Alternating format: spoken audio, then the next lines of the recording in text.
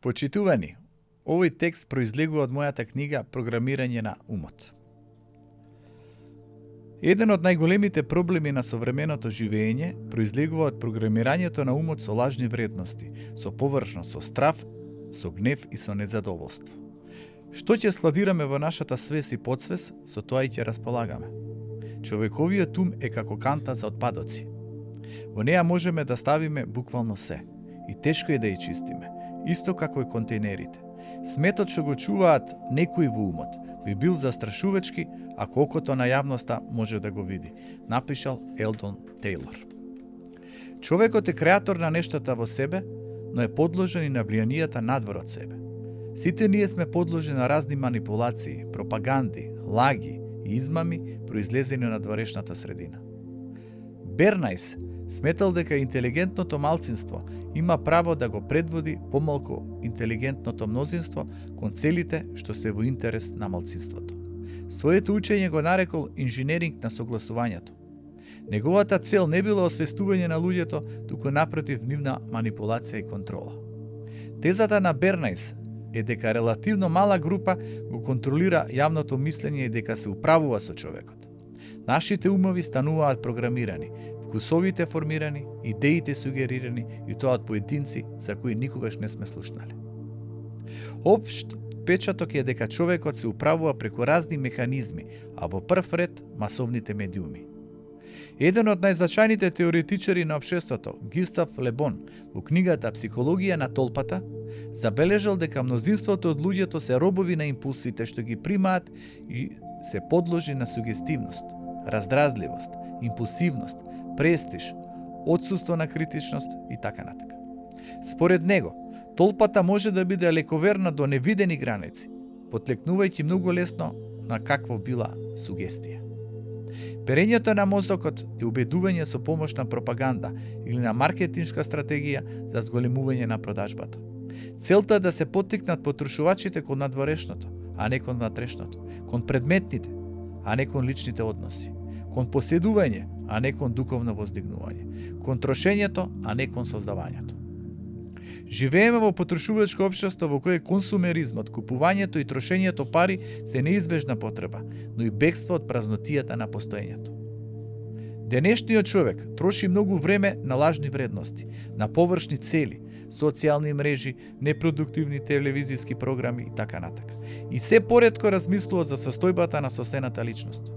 Стравува да се соочи со празнината што ја чувствува, избегнува да ја види отуѓеноста во која се наоѓа. Копнежот за повеќе, создава внатрешен немир и живот во недостиг.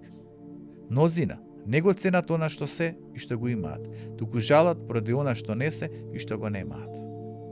Во некои истражување е утврдено дека обсесивната ориентација кон стекнување материјални добра, алчност, е сврзана со низок степен на доживување внатрешен мир, со тегобност и со неспособност за градење хармонични социјални семејни односи.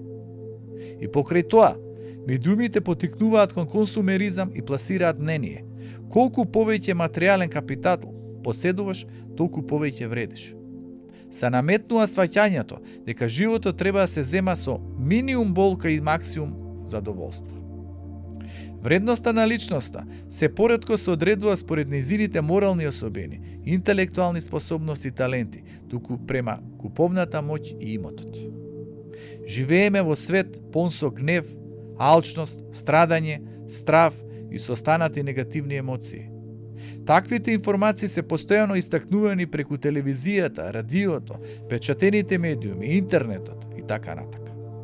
Голем дел од телевизиската програма, насловите во дневниот печат и на интернет порталите се посветени на насилството, сексот и на негативните содржини. Тоа се нарекува сензационализам. Колку што се по-сензационалистички вестите, толку е поголема заработувачката, а публиката по-многу бројна. Малолетни деца носат оружје во училиштата и убиваат наставници и школски другарчиња. Дрогата, цигарите, алкохолот, детската проституција, насилството на улиците, врсничкото насилство во училиштата, булинг и слични нешта се главна грижа на денешните родители. Експертите предупредуваат на невротичната природа на нашето време. Во ЕК е тотално опаѓање на системот на вредности.